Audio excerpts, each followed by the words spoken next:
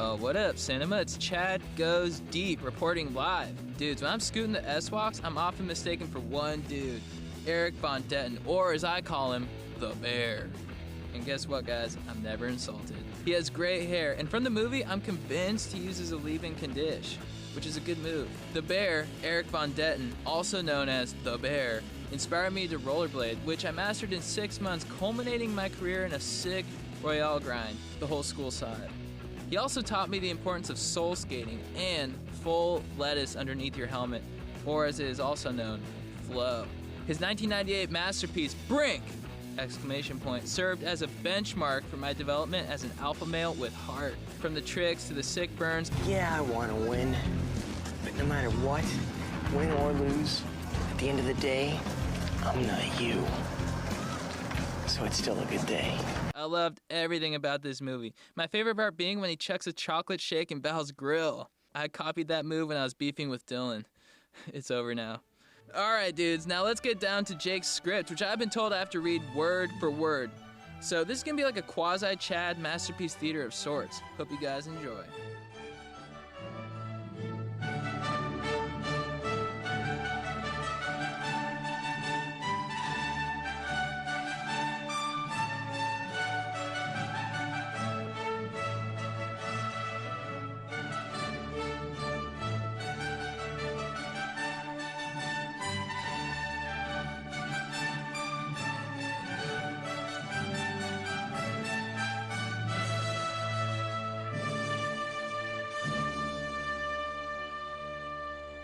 The Disney Channel began in 1983 like this. Goofy and Donald Duck costume characters were decked out in crisp, white lab coats with their good friend Donny Osmond, Beast. The ragtag crew was manning mission control to launch the signal to cable boxes around the country.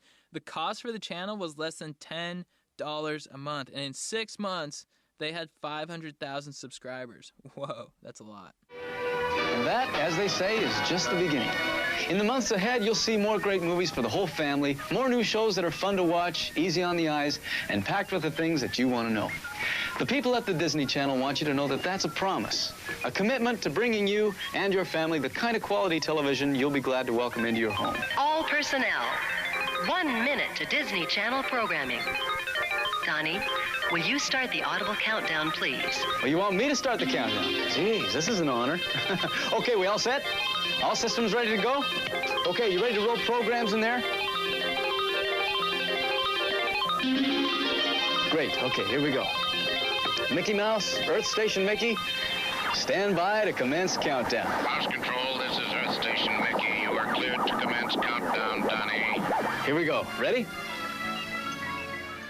The Disney Channel followed up their launch with their first made-for-TV movie, Tiger Town, starring Roy Scheider from Jaws. Not to be confused with Rob, who was a gigolo. Roy Scheider, Justin Henry, in a special encore performance of Tiger Town. Dude, since then, the Disney Channel has produced countless films for cable, but according to its official history, the first Disney Channel original movie, or DCOM, began with Under Wraps, directed by Greg Beeman in 1997. Legend. The spirit of the mummy may be freed by the purity of the full moon and loosened to walk the earth. And he's walking your way on Disney. That's a mummy! Cool! What are we gonna call him? How about Harold? And it's up to these 3 kids to help him find his way back home. We don't have much time, right, Harold? Under Wraps, tonight at 8, 7 Central, only on Disney Channel. Beeman would go on to direct a string of 6 Disney Channel originals, but his most famous was On the Horizon. Hell yeah.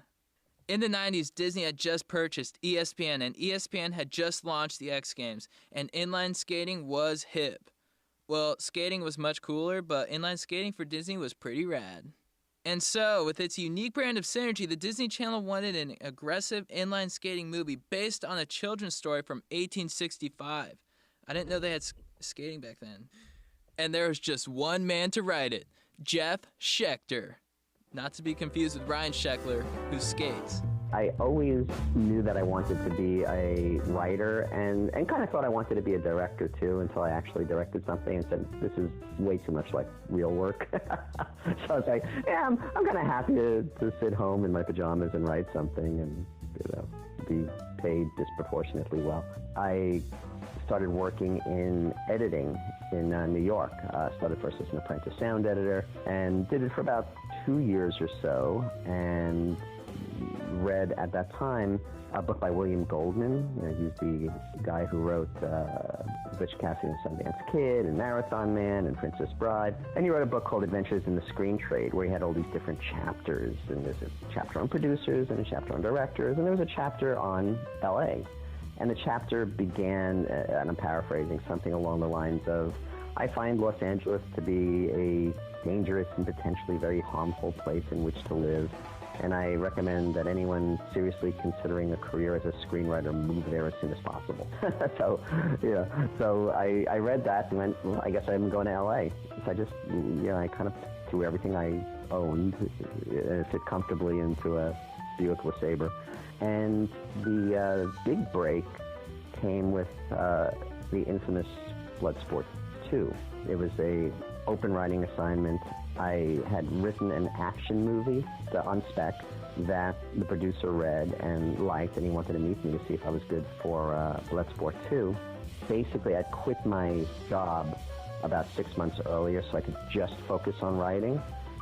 I'd heard this principle that, if you want full-time results, you have to do something full-time. If you do something part-time, you'll get part-time results. And it was kind of true. I was writing part-time and working part-time because I needed the money. And I was getting what I would consider really good part-time results. Somebody would be interested in a script, they'd option it for $1. It was like part-time results. So embracing this, if you want full-time results, you got to do something full-time. I said, okay, I've got enough money for 6 months, and I'm just going to focus on writing for those 6 months. Worst case, I'm single, renting a cheap place. It's like, if it doesn't work, okay, so I'll get another job. So literally I was like in month 5 and out of money, and I get a call from my agent saying, yeah, this producer wants to meet with you. So I met with him, and it was just, there was no way I was not going to get that job. I was like, I will do whatever it takes to get this job. I didn't say that to him. I didn't want to come off as desperate. I wanted to come off as, confident, I guess.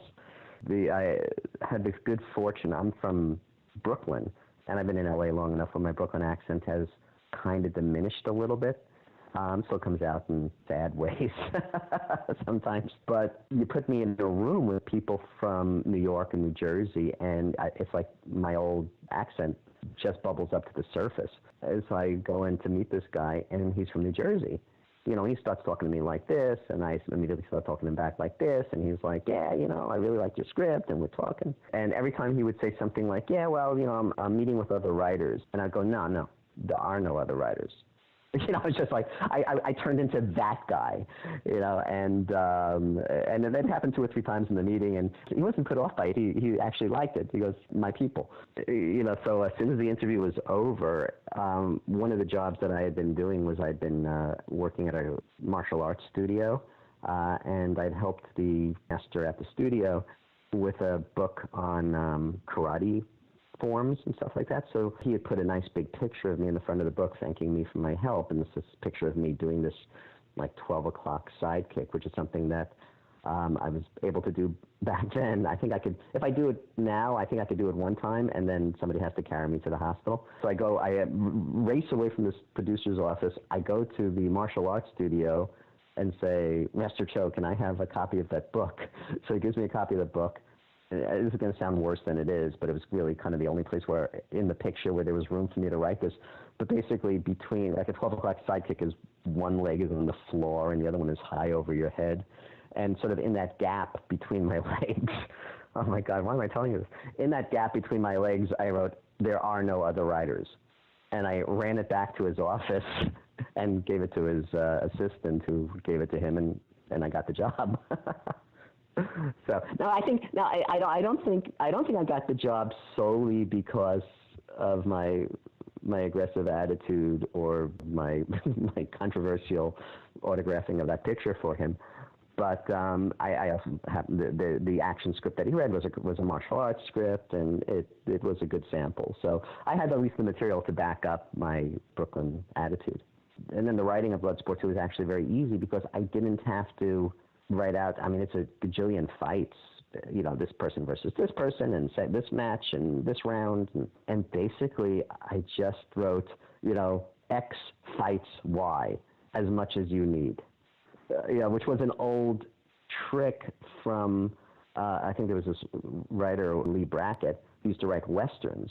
And I remember reading somewhere that Lee was notorious for when you have this sort of cowboys chasing other cowboys battle going on, it would be like, you know, cowboy chase as much as you need. Because it's like, what's the point of writing it? You're just going to get stunt coordinators and production concerns, and you know where it's going to be shot. So why are you putting in all these things that everybody's just going to toss out anyway? So for all these fights, you know, these 20 fights or whatever in Bloodsport 2, I just wrote basically this person fights this person as much as you need. You know, these movies are not dialogue heavy, so it was kind of easy in a way.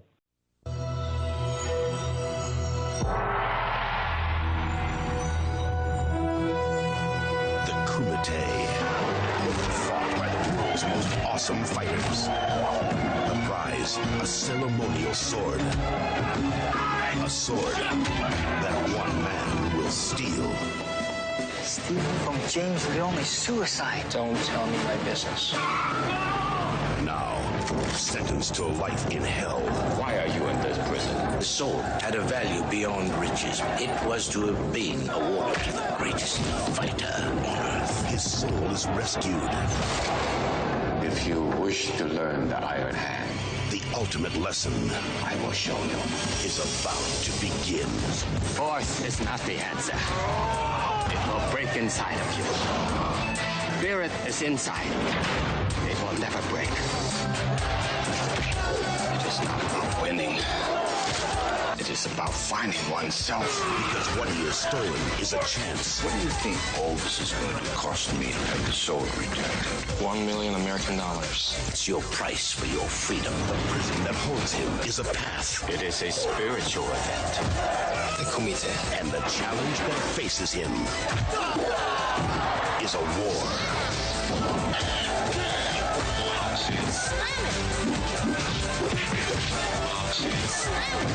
You and me. Soon. Just we. His arms are like cement. The world's greatest martial arts masters are facing the ultimate challenge. Bloodsport 2. The next Kumite. So I started off writing these action movies. I was kind of just newly married and beginning to have a kid. And I wanted to kind of do something more family film friendly. So I wrote a spec script about a kid and a baby elephant, kind of an action-y adventure, comedy, family thing. And it attracted the attention of Warner Brothers, which hired me to do a production polish on a kid and baby panda movie called Amazing Panda Adventure.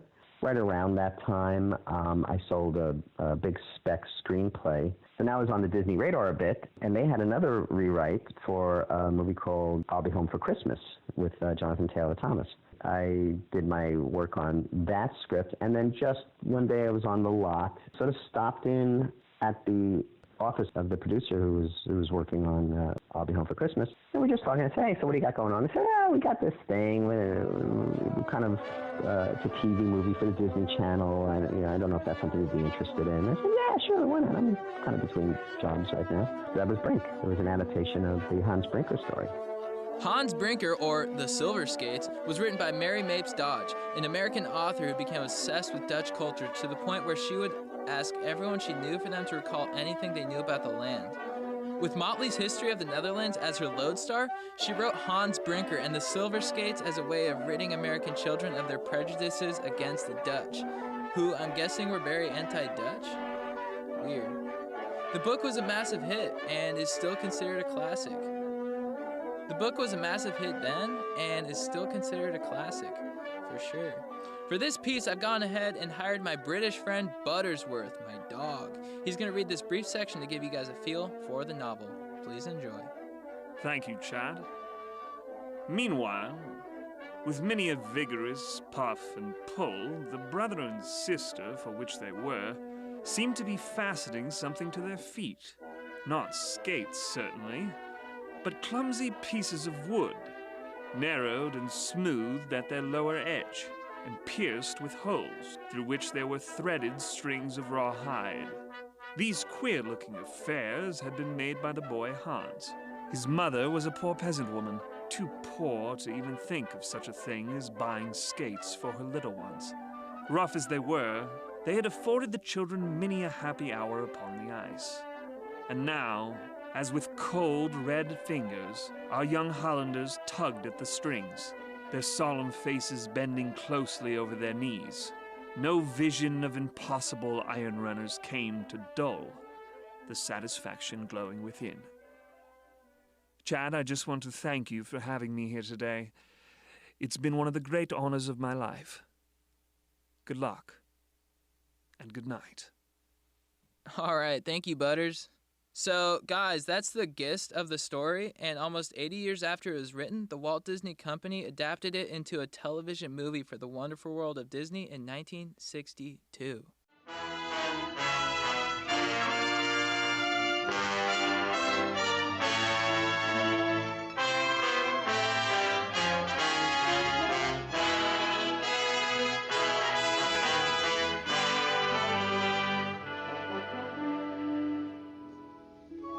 Hans Brinker was a Dutch boy who lived in a small village by the Zuider Zee.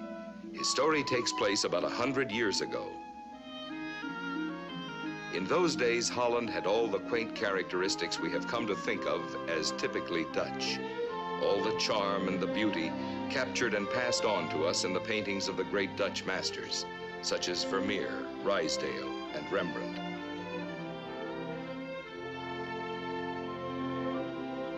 Here in the fishing village of our story, the men pursued their livelihood on the sea for 6 hard-working days each week. But on the 7th, they took their folks to church. And that is where they'd been on the particular Sunday in spring when our story begins. Among the good burghers on their way home from Sunday Mass was a humble family of fisher folk called Brinker. What a wonderful day for a sail. On Sunday? Why not? We've been to church. We can go to the coast and have a picnic. Please, Mother. All right, I'll pack a basket lunch. May I invite Hilla van Gleck? Of course. Do you think the burgomaster will approve? Why shouldn't he? Fast forward 36 years and we arrive at Andy Brink Brinker, played with glorious glee by Eric Von Detten, the bear. He is a bear. In the updated version of Hans Brinker, Brink and Team Pup-n-Suds are in the Junior X Games against the dastardly sponsored Team X-Blades headed by Val, a quintessential douche. It's a battle between soul skating and corporate greed, something I struggle with daily. I looked at the book, the kind of source material, and said, okay, what are these elements that I think would make a compelling contemporary drama? We already knew that because the hook was, it's the Hans Brinker story, but with rollerblades. So that much we knew. So I said, okay, so what's the world of today's inline skating? There's competition, it's X Games. You know, what's the family dynamic? Well, Hans Brinker had an injured father, so we gave Brink an injured father. So I said, okay, what does that look like? Well, there's going to be obviously stress in the family, and probably money problems. Of course, the father's going to have to get well at the end because it's Disney. And we know Brink is going to win the event, so it's probably some sort of tournament. So it's like just looking at the source material and saying what's still resonating today, and then saying, okay, again, then where would that fall in to the structure of a well-told story? So, everything just sort of laid itself out pretty nicely. As I recall, it was a pretty easy process writing the script. The internet hadn't quite exploded then. I guess I wrote this in 97 or so. So I had internet. It was really kind of slow and pokey and very text-based. So there wasn't a lot to research online. But there were a bunch of skating magazines, and skate shops were all selling these videos that people were making of aggressive inline skating. So I bought a bunch of the videos and kind of did my research that way. Hey, check it out. Jerkweeds at 2 o'clock. Hiya, children. excuse me, but I believe we outskated your sorry butts yesterday, old man. Anytime you want to go at it again, I'll cut it out. Guess you heard about Boomer? Yeah. How long's you gotta be out? A couple of weeks. For sure he's out of the invitational. Means there's an open spot on the team. Yeah, right. Like we're gonna try for Team X-Blade. Like any of you have the talent. I'm telling you so that you grommets know you're not invited. Good, you told us. Now beat it. You don't get it, do you? Being a sponsored skater is cool. I get all the newest gear whenever I need it. Get my picture in every skating magazine on the planet. Oh, now I'm nauseous. And I make a lot of money. Just think about that. Being known as the best, getting paid at the same time. What could be sweeter? Hey, look, we don't care about any of that stuff. We skate for fun. We're soul skaters. Right, Brink? Right. Right. Why is it that the losers always say they're in it for fun? Come on. Can you believe that guy? Skating for money. Just sell out. Okay, guys, we did it. We came this far, and I'm not gonna let you guys down, you hear me? Just remember one thing, win or lose. Skating is what we do, not who we are. Man, that was like deep.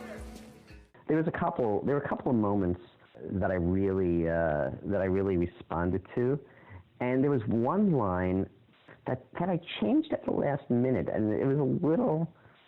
I'm kind of happy it changed. I'll tell you, it was when Brink is talking to Gabriella after she's injured. He goes over to the house and she's all mad at him, and he says, "Look, I'm really sorry. I was just doing it for the money.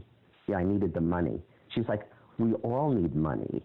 And then she goes, and that's how it starts. First you do something you love, then you do it for money, and then you're an adult like everybody else. But then the line got changed to, you do something for your love, then you do it for money, and then you're just a sellout, right? So, but there was something kind of pointed about like trying to hold on to your youth by don't worry about the money, just do those things that are exciting to you and that you love to do, and don't grow up too soon. Brink was really kind of the message. So, but I changed. I don't know. I felt like I was slamming adults or something like that. I don't remember if I took it upon myself to change it or if that was a note. Gabby.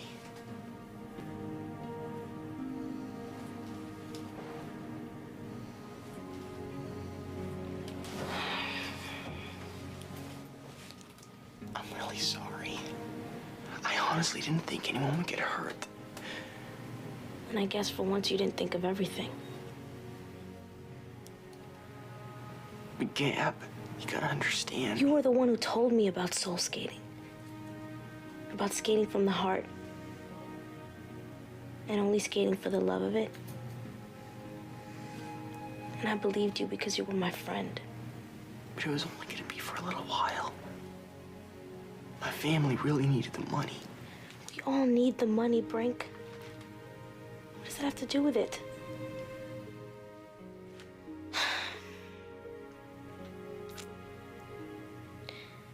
That's how it starts, First, you do something that you really love. And then you start doing it for the money. And before you know it, you're just another sellout.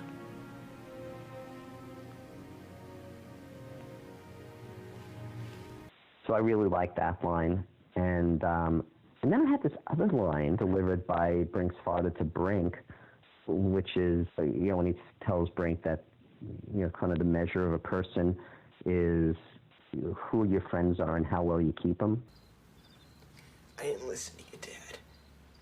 I tried out for the sponsor team. But I told you no. We needed the money.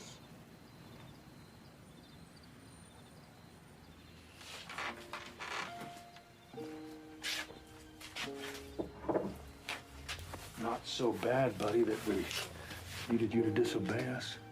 I know.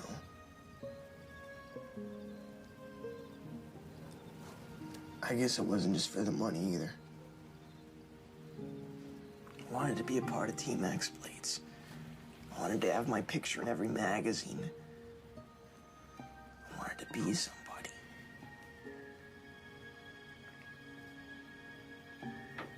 I don't know if you get that. You know, you and me, we're a lot alike. I used to love being construction foreman. Hi, how you doing? I'm Ralph Brinker. I'm the construction foreman. I used to love saying that. People looked up to me. Then I got injured. Suddenly, no more construction foreman. You want to know the worst part about being on disability? I didn't know who I was anymore. I used to define myself by my job title. But you want to know something? After being laid off for 6 months, I finally figured out that construction foreman is what I do, not who I am. Andy, you are defined by the company you keep and how well you keep it, not by what you just happen to do. I mean, kids who skate, come on, California, they're filthy with them. You are Andy Brinker. You are a good son, and you are a good friend who just happens to skate. And tomorrow, if you never skate again, you are still Andy Brinker.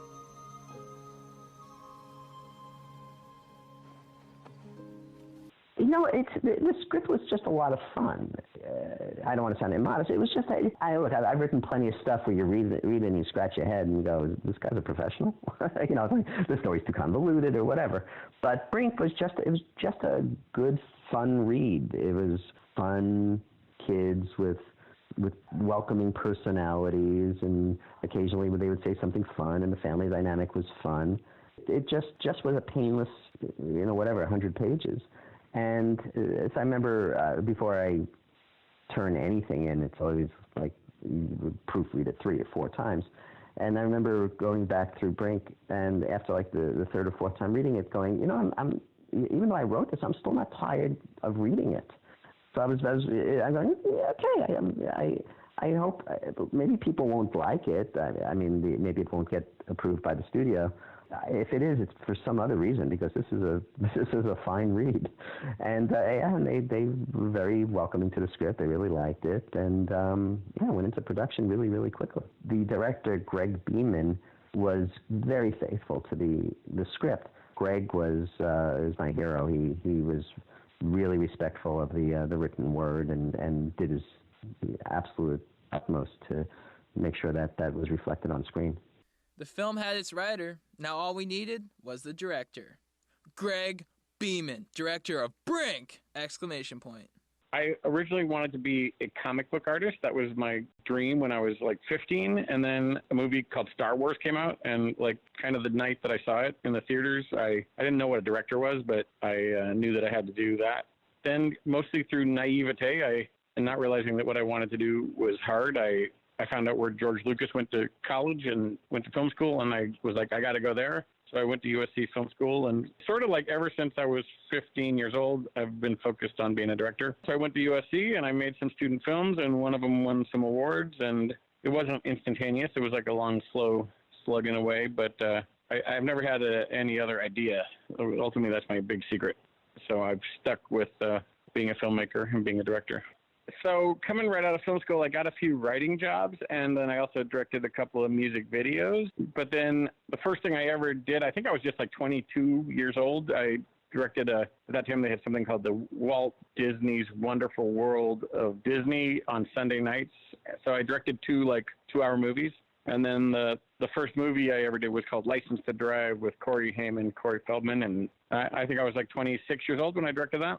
At that time in the early 80s, Michael Eisner had just come over and been the president of Disney, and Jeffrey Katzenberg was his second in command. They were newly there. So I think at that moment in history, they were the industry was kind of looking for film students. Because I think the other thing that was happening in the world was, the teen comedies and were really big, and John Hughes movies were really big. And I think there was a sense in the industry that if, we get young filmmakers, they'll have more connection to teen material. So I think in some ways that was my big break. In retrospect, I was exceedingly naive. But I wasn't also overly confident, but I just felt like it was normal to be doing this. I don't remember feeling incredibly nervous, even when I got relatively big opportunities. I just felt like this is what I wanted to be doing, and this is what I was going to do. It takes a little bit of a couple of failures, which happen later, before you actually can lose your confidence, which did eventually happen to me. The big one was Mom and Dad Save the World. So, that movie took it was held up from release for a couple of years, and then when it came out, it was like a dismal failure. Finally, a motion picture that asks the age-old question, is there intelligent life in the universe? You're welcome. The answer is no. Yours! Terry Garr, Jeffrey Jones, John Lovitz, Kathy Ireland, and Eric Idle. Mom and Dad Save the World. You're a cute little fella. Directed by Greg Beeman. Mom and Dad Save the World, the film which opened nationwide on over 1,000 screens. The film the Daily News said had broader laughs than Bill and Ted, and called it funny family fare like Honey, I Blew Up a Kid. Mom and Dad Save the World, now being released on home video with special foil packaging. And with each 3-pack you order, get 100 Mom and Dad Save the World recycled plastic bags to give out to your best rental customers. Mom and Dad Save the World. Then I was kind of out of the business, No one would hire me. My agents wouldn't return my phone calls. I think in the life lesson, if I've done anything right, which is the same as I had no better ideas, is I just never quit. A handful of people that I went to film school with are still in the business and slugging it away and, still working and doing good with their own ups and downs. But I would say the bulk of people that I graduated with in 1983 or 84, most of them aren't around anymore. I didn't quit, which would have been the reasonable thing to do. So I eventually got a chance to direct TV, and I got a chance to direct a TV show called The Wonder Years. That was the beginning of doing TV, which is almost exclusively what I've stuck with ever since then. And TV's been a good medium for me. I ended up having, for about 7 or 8 years, a very happy relationship with the Disney Channel. I got a chance to direct a Disney Channel movie called Under Wraps.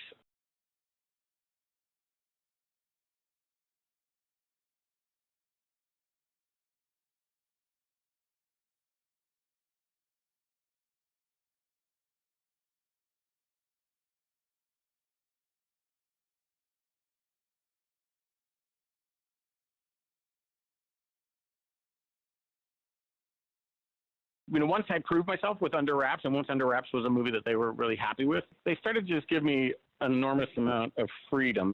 It came onto my radar as basically a finished script. They had, I think Jeff Schechter had originally pitched a version that was based on Hans Brinker and the Silver Skate. And I think he originally wrote a draft that was much closer to the original, Dutch story that I'm not that familiar with.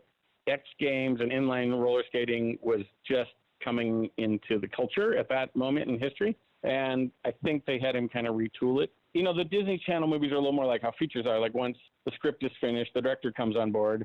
And I think the script was pretty tight. I kind of remember I got the script and we went and made the script. I didn't do a significant amount of rewriting on it. There was a few things. Mostly we just went and made it. It's one of the few experiences in my life where I just felt like I had an adequate amount of time to make the show. I think we shot for 24 days, which is an enormous amount of time for an hour-and-a-half movie of the week. Usually these days you might get 14 days or 15 days. It was hard. It was set in Los Angeles, and we filmed all up and down the coast, and mostly in Venice Beach. And I also had my world record for most setups in a day. Just every time you do a separate shot and move on, and then you move on to do another shot, I don't count how many setups I do a day as necessarily like whether I'm doing well or not. But there was one day that I did 107 setups in one day. Like a normal amount is like 30, 25 or 30. But the day, it was another one of the competitions. I just remember going like, there was a big competition and we'd set up all these different ramps and stuff on the beach in Venice, north of Venice. I just remember about 2/3 of the way through the day, like I kind of finished like the acting scenes, but there was no way I was ever going to finish all the action. And I remember just being in dismay, like, we're never going to make this day. We're never going to make this day. And my DP, who was from New Zealand, goes, yeah, give me a camera, mate. I'll go get some shots for you. This guy named Ernie Orsatti, who was the stunt coordinator, was like, give me a camera. I'll go get some shots. And I was like, okay, I'll go get some shots. So I grabbed like 5 skaters. Ernie grabbed like 5 skaters, and Rodney Charters grabbed like 5 skaters. And we just went off. And we had like 6 cameras, and we just started doing shots. Like, okay, you skate, go, roll, and jump, and do a twist, and boom, spin, do a 180. So we just started getting shots. And at the end of the night, I had done 107 setups, which is still my personal best. First of all, let me talk about how the team I put together. So I mentioned that there was Bernie Caulfield. She was given to me by the Disney Channel. Did she do Under Wraps? Yeah, she'd done Under Wraps. So it was my second time working with her. And she brought the production designer on, who was great. I brought a cinematographer named Rodney Charters, who I'd worked with on Nash Bridges, and he was great. And in some ways, I think the secret weapon was there was a woman that I was friends with in film school named Lee Haxel. She'd been a post-production supervisor, but she was just transitioning into editor, and I knew how talented she was. So I kind of think Lee was the secret weapon of that show, because I shot a lot of film just by nature. There was just so much action and so many scenes and so many competitions, and Lee masterfully cut that show. It's, I will say in the course of, I've told you, I've had a 35-year career. I would say in my whole life, maybe there's 4 occasions and only 2 editors who ever show me the first cut, and I think, oh my God, that's better than I imagined. Billy Wilder's famous quote is, your movie is never as good as your dailies, and it's never as bad as your first cut. Usually the first cut that the editor gives you is like this disappointment where you go like, oh my God, I thought I knew what I was doing. Oh no, I'm in trouble. Like it's almost always like a disappointment.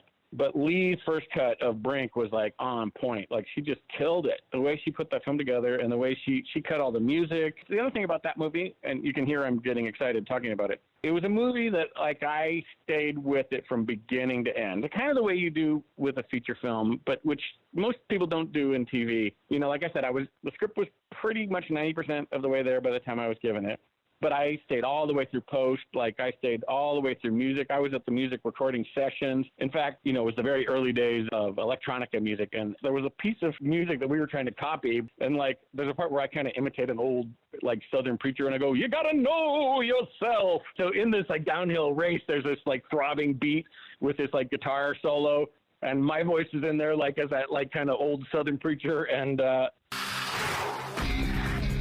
skaters just flying down the course neck and neck. This is the section in the course where the top speeds will be reached. Both totally in a tuck. Whoever can be the most aerodynamic is going to start to pull away. 42.5 miles per hour. That is a new course record.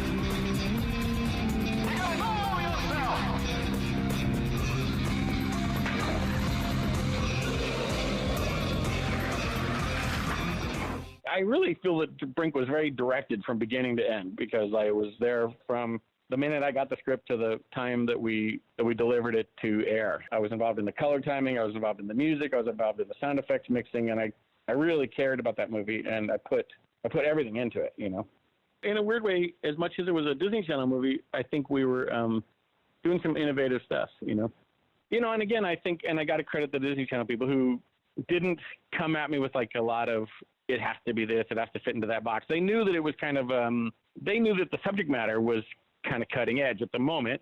Like I said, rollerblading, and I think the X Games had occurred twice. I think that there had been 2 X Games, and it was a brand new thing.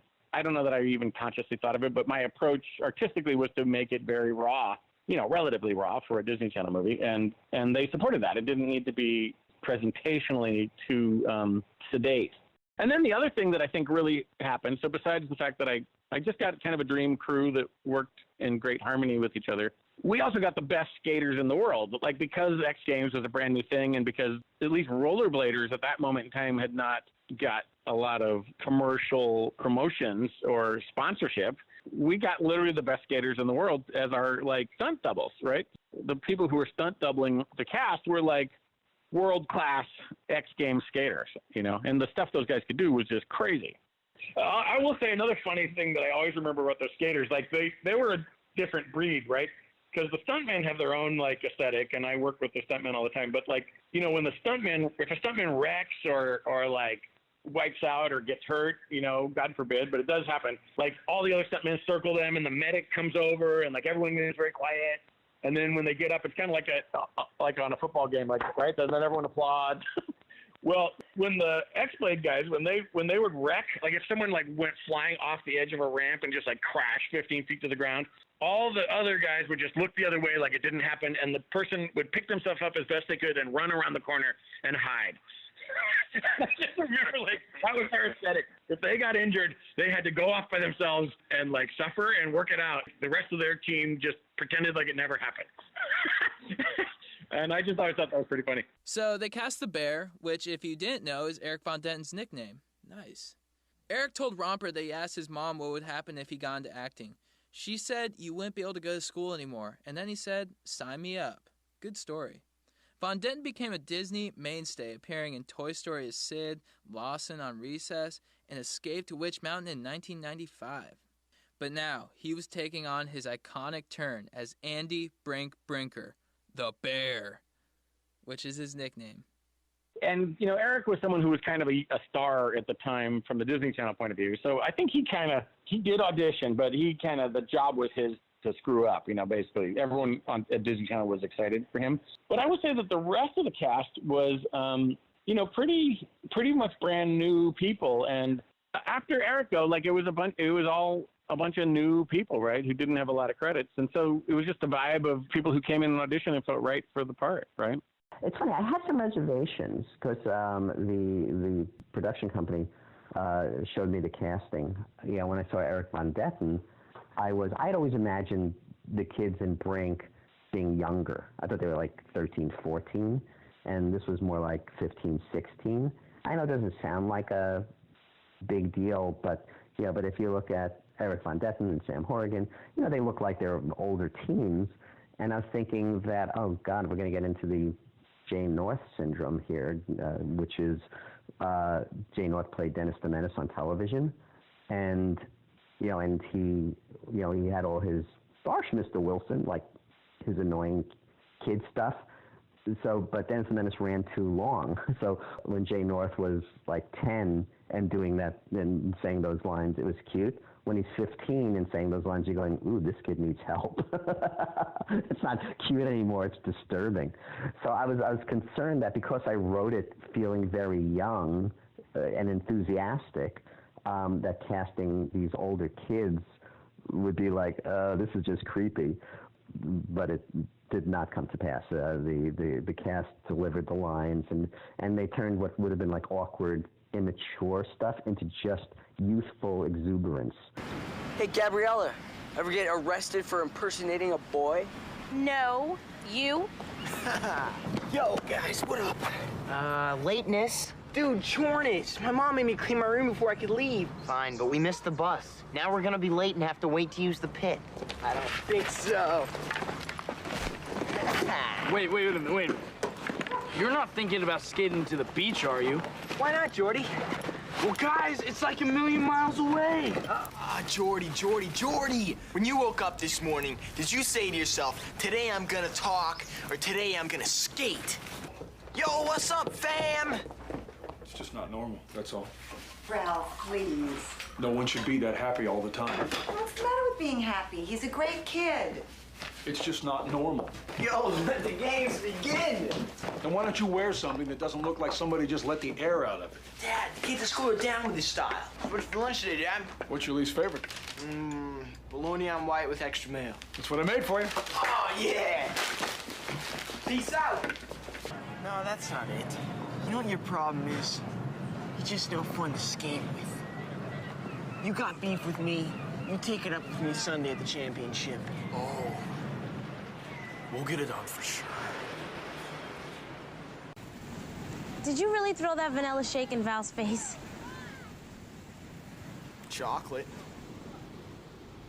How did it feel? It was cool, and it was so sweet. I guess I like that one where he goes, "What are you doing in the bathroom? Nunya. Nunya? What's Nunya? Nunya business." I thought that was so stupid. I don't know. I know. Nunya business. I know, it's so lame. It's such like a dad joke. You got more stuff now than when you left. What's in the bag? Nunya. Nunya? Nunya business.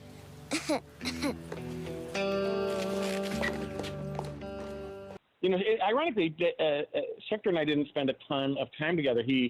We had a couple of meetings, and, you know, he was on set a few days, but, like, as I said, the script was mostly finished. I think I maybe gave 1 or 2 rounds of notes, and actually I do have, it's kind of like I'll be teasing him, but I think it's okay. He wrote this one thing that to me is, like, still this famous story in my, like, personal history, where, like, there was a scene that was about, I think it took up about 1/3 of a page. And the 1/3 of a page effectively said this: they show up at the competition. It is the biggest thing they've ever seen in their lives. They're overwhelmed. But they skate their hearts out against the fiercest competition they've ever met and win the day. And I remember like Schechter going like, dude, like that's a minimum of 1 day of filming. Like you can't write 1/3 of a page that's gonna take me a day to film. Whatever you do, I don't care, you don't have to add any extra words. You just have to space this out so it takes up at least a page or a page and a half. You can't just go, they face the stiffest competition of their life and win the day, you know? That was the competition in the middle of when Brink is skating for the X-Bladers and his friends like turn on him. I was fine that that's all he wrote, but the film business is gauged on how many pages you shoot per day. So if you only write 1/3 of a page and it takes me 2 days to shoot it, like I just need it to be like, I need you to write more pages. Take the same amount of words and put more spaces. It's funny, all my memories of that show are good. I remember it being very hard. It was just hard to get all the shots we needed. There's a lot of pretty cool shots in that movie too, like just in terms of setups and camera work. We were on a motorcycle, which just had a low mount on the front of the motorcycle, and the thing that I did, which I actually kind of ran and personally placed, I placed all these orange cones in the foreground, and then there were 2 skaters, Chris Sayer and Laura Lee Connery, were like going down this hill in Long Beach, and I think they were going about 40 miles an hour. They just tucked, and they went so freaking fast. And then at the bottom of the hill, there was this gigantic pit, like a balloon pit that we laid out. So they just went 40 miles an hour down the hill, and then their only option was just to bail out into this giant balloon. And the camera was just like going so fast, and they were going so fast, and then the orange cones are just blurring through the foreground. It's like one of my favorite shots I've ever done. And then the other shot that I remember just loving, and to this day I love, it's like when Brink and Val stare off at each other before the race, and they just had a couple lines of dialogue, and the camera is like circling them on a super low Steadicam. The camera was like super low, and I just circled them and circled them and circled them, and then I did it again, going the other direction, and then it was always my intention to kind of jump cut that, but the way the camera is circling them and the jump cuts that happen, and after Brink was like from their point of view, a big mega hit, because I know that like 10 years later, I got like a residual check that was a check for about $5.45, but it was for the 600th rerun of Brink. And I was like, holy shoot, Brink reran 600 times. You know, that movie used to play in the 90s over and over and over and over again. It was literally on, I think, every day for a long time on the Disney Channel, right? Once Brink happened, the people at the Disney Channel just gave me a lot of freedom. They would, you know, offer me all the scripts that they thought were their best scripts, and they would kind of like, I just had an enormous amount of freedom to make them the way I wanted to make them, and it was really fun. And I really got along with that group of people. I think it was just a really good relationship. There was a woman named Carol Rubin. There was a guy named Gary Marsh, who I think is still there, and then there was a guy named Michael Healy. Those were the 3 top executives, and you know, I just really liked them. They liked me. After Brink, they just gave me a lot. It's true that they didn't give everyone that kind of freedom, but they did give it to me. So that was great. It was a really great relationship. So I used to kind of do 6 or 8 TV episodes every year, and then I'd do a Disney Channel movie every summer, and I think that went on for 6 or 7 years. I eventually made that movie called Miracle in Lane 2 for them, where I won the Director's Guild Award. That was another very successful movie. And, you know, it was a really great time in my life where I also at that time in my life, I had little kids. So my little kids were watching my movies and going to the set of my movies. And it was just, I felt really happy at that time in my life that I was making film that my kids could watch, you know, and that I could be proud of. A couple of years later, they wanted to do BRINK 2. And that there was some thought that might go as a feature. But it neither went as a feature nor as a TV movie. The project just kind of went away. Because it was going to be a feature, they wanted to pitch it before writing the script. So we had worked out a whole pitch for what the story would be. And we went in and we pitched it to the executives at Disney Features. And then it kind of just dragged on, as I recall, for a while. And then eventually it just faded away as a project. I think because what I heard, and I don't know if this is true, that they were developing at that time something in the aggressive sports world. So I think they felt that they didn't want to have too many projects kind of in that same milieu. I really don't remember. I mean, it's probably 18 years ago. 18 years and several hundreds of hours of film and TV writing behind it. I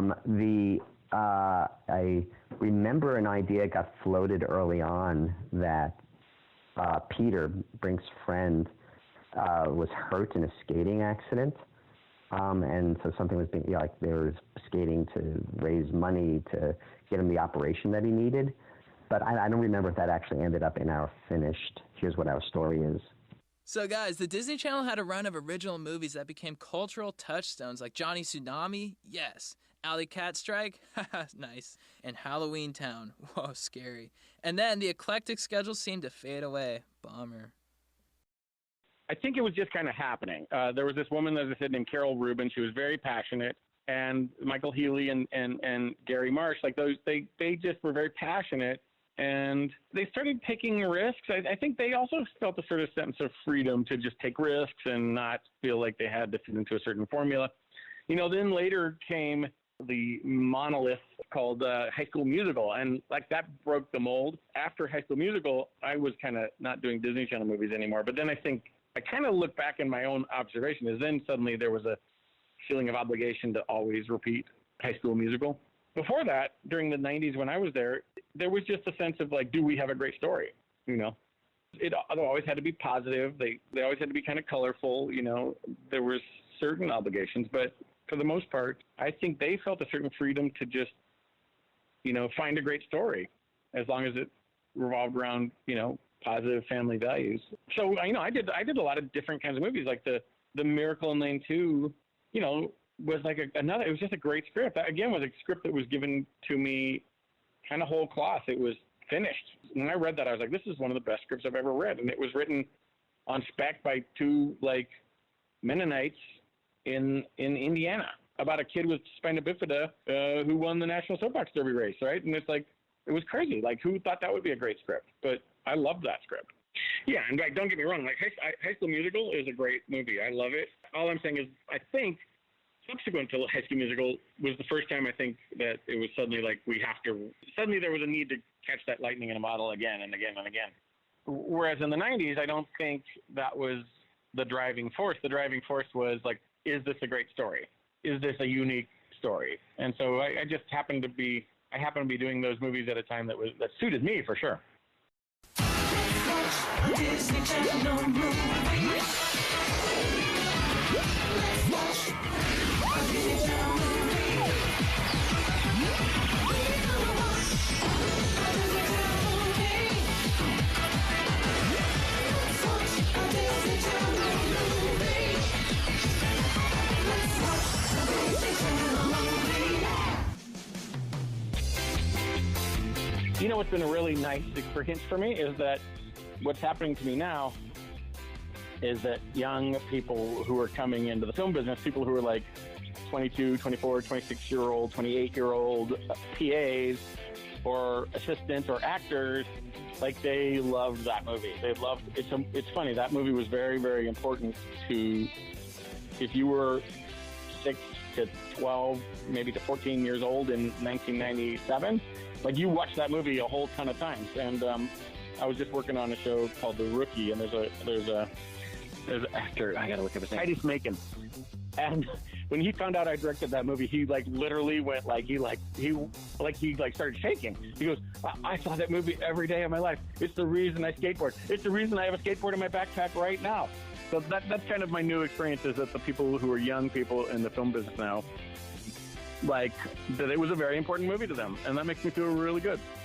BRINK was and continues to be one of the happiest experiences I've ever had. That was a really, that was just something where everything came together. BRINK has brought nothing but good into the world.